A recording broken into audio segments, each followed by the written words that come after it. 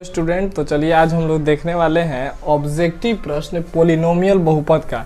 आपको offline classes में हम बहुपद के बारे में थोड़ा बहुत कुछ डिस्कशन कर दिए थे और हम लोग इसमें वीडियो में हम लोग बहुपद के वस्तुनिष्ठ प्रश्नों को देखेंगे और 1 से 10 तक के प्रश्नों को। इसमें आपको लगभग इसमें आपको 50 से 54 प्रश्न देखने को मिलेंगे ऑब्जेक्टिव में, जिसमें हम आपको 10 के डिवाइडेड में कर करके आपको ऑब्जेक्टिव प्रश्न मुहैया करा देंगे। ठीक है, तो चलिए सबसे पहला क्वेश्चन देखते हैं। इसमें 10 या 5 के वीडियो बना के आपको मिल जाएगा। एक ही में वीडियो बहुत ज़्यादा लंबा हो जाएगा, इसीलिए चलिए सबसे पहला क्वेश्चन देखते हैं।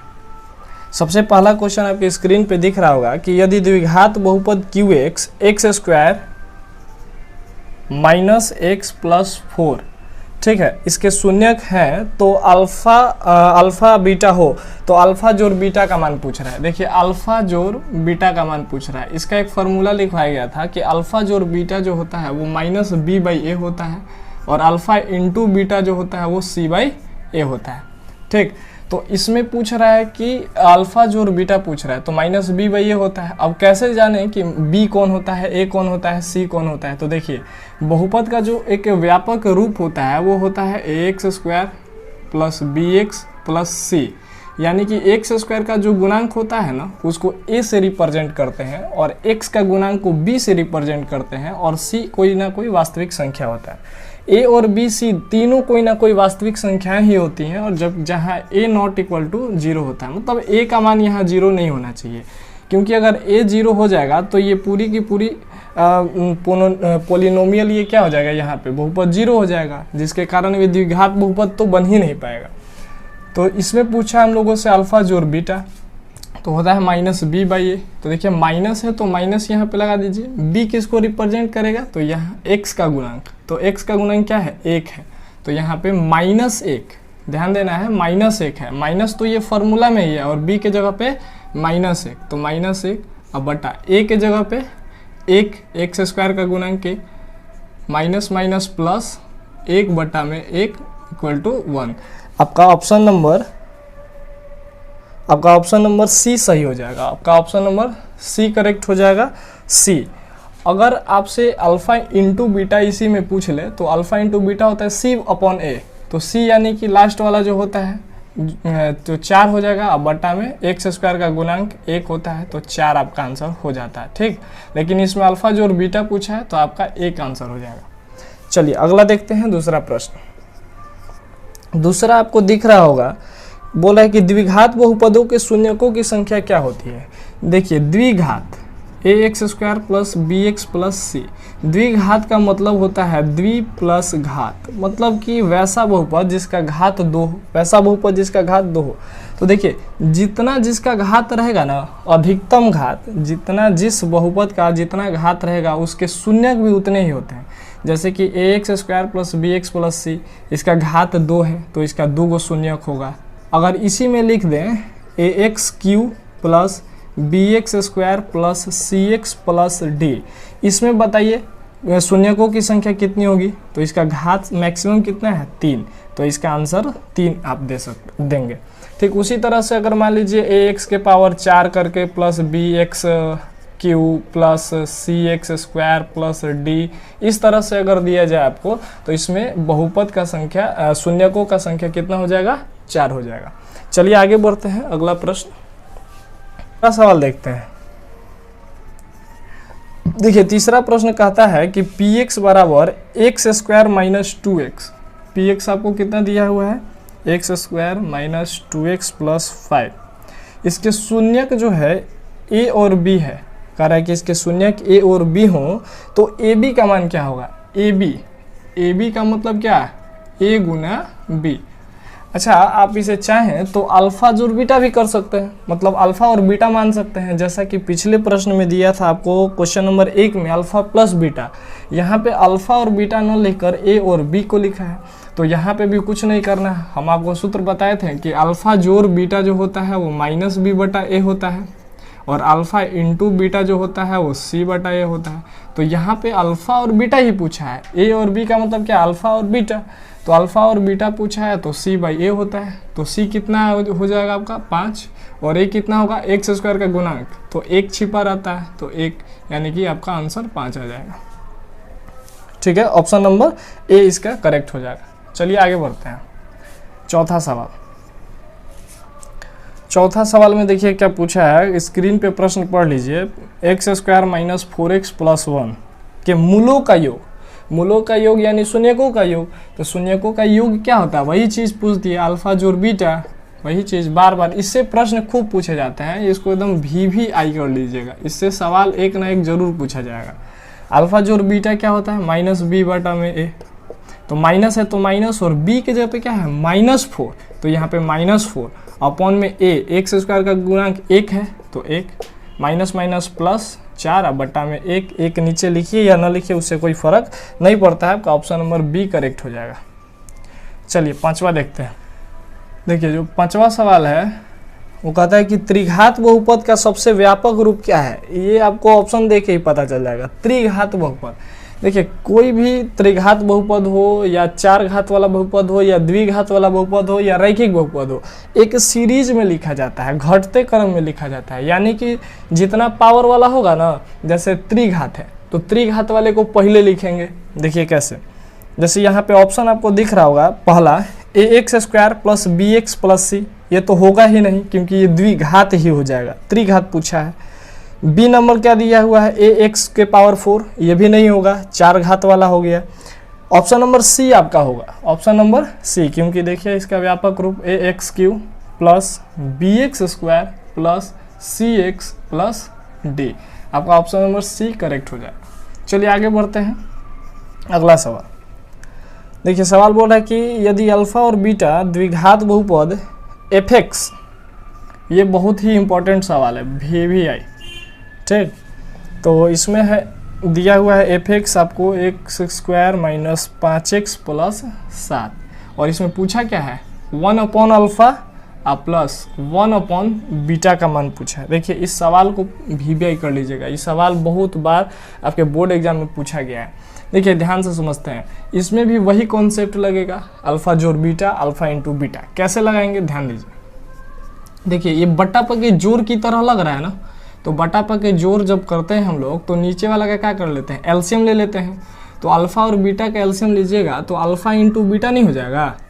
अब जब अल्फा से अल्फा को जब भाग देंगे तो अल्फा से अल्फा कट जाएगा, बचेगा बीटा, बीटा में 1 से गुना कर दीजिए, बीटा हो जाएगा, प्लस है बीच में प्लस, बीटा से बीटा खत्म, अल्फा से 1 में गुना हो जाएगा तो अल्फा।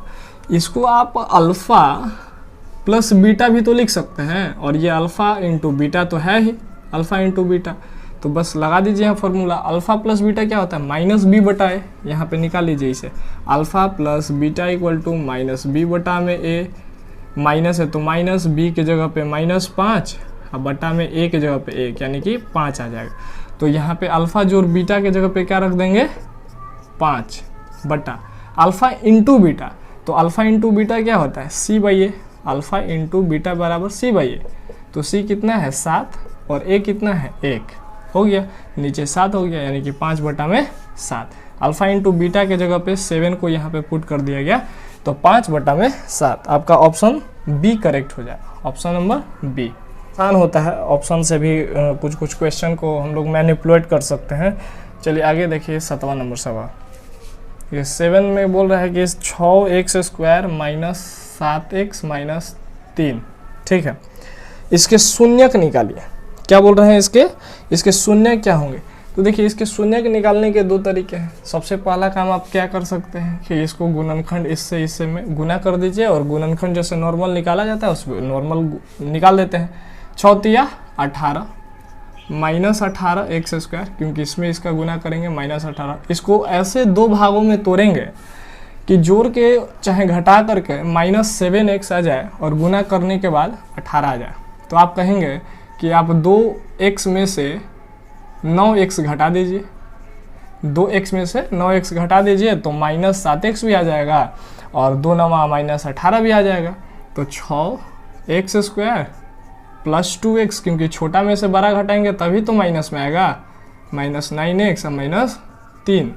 यहाँ से आप कॉमन ले लीजिए 2x इन दोनों में से, तो 2x कॉमन लेंगे तो यहाँ पे बचेगा 3x और यहाँ पे बचेगा 1।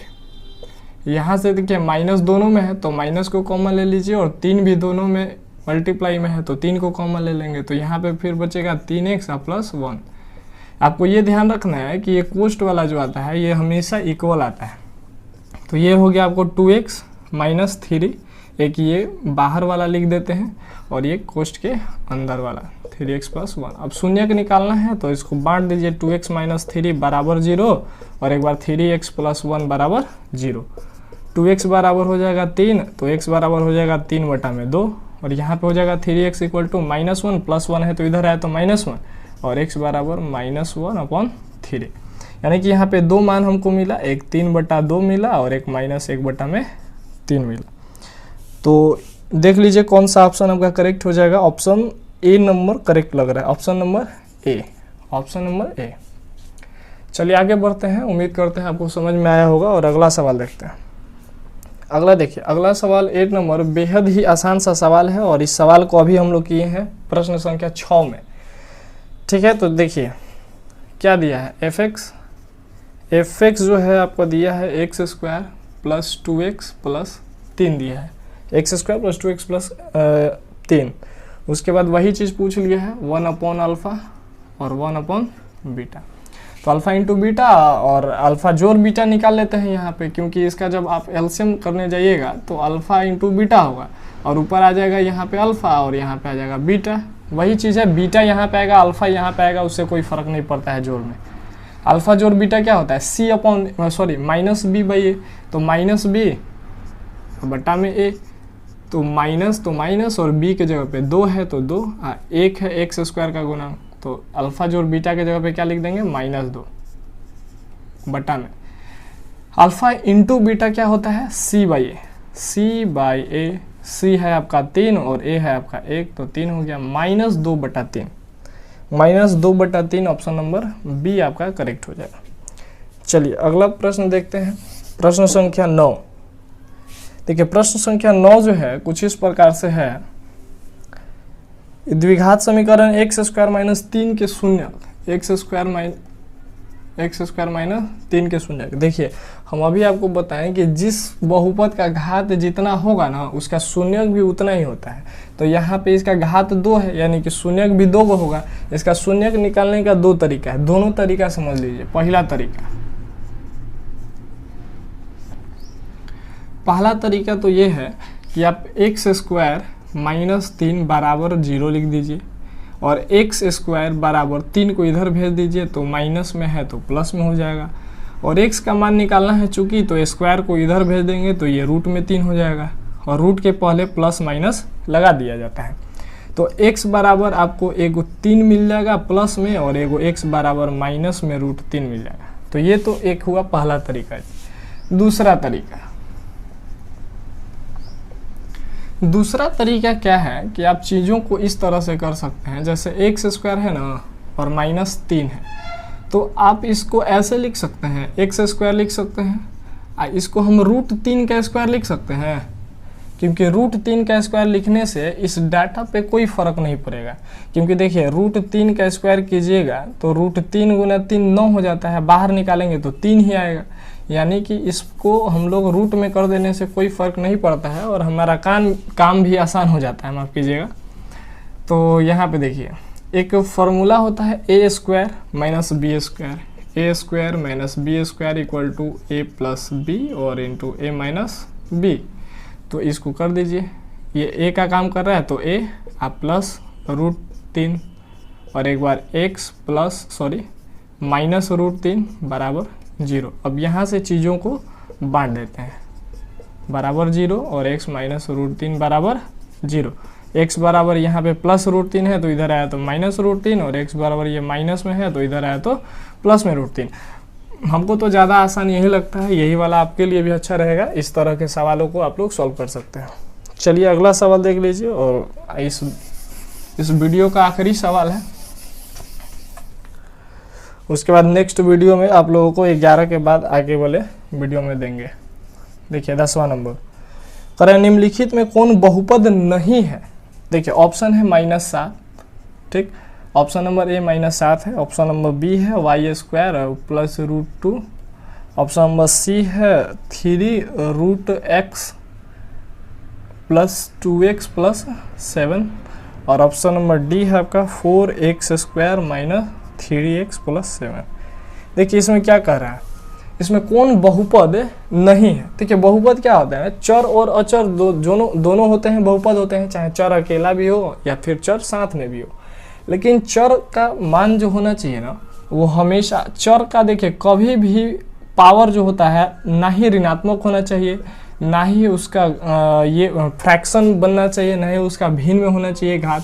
तो हम लोग देख रहे हैं यहाँ पे ये तो ठीक है, ये भी ठीक है और ये भी ठीक है, लेकिन जब आप यहाँ पे देखेंगे तो यहाँ पे आपको 3 और ये x को आप 1/2 लिख सकते हैं, क्योंकि किसी भी चीज़ का पावर का मतलब होता है 1/2। तो जब इस तरह से आप लिखेंगे तो ये तो फ्रैक्शन बन गया, क्या बन गया, भिन्न बन गया, तो इसलिए ये बहुपद नहीं होगा। ठीक, ऑप्शन नंबर आपका सी हो जाएगा। तो उम्मीद करते हैं आपको ये वीडियो समझ में आया होगा, ये सारे मैथ समझ में आए होंगे। मिलते हैं अगले वीडियो में। अगर समझ में नहीं आया होगा तो एक बार दो बार इसको दोबारा से देखिएगा, बिल्कुल समझ में आएगा, और नहीं तो आप ऑफलाइन क्लास में आके दोबारा से हमसे पूछ सकते हैं। चलिए मिलते हैं अगले वीडियो में। Thank you.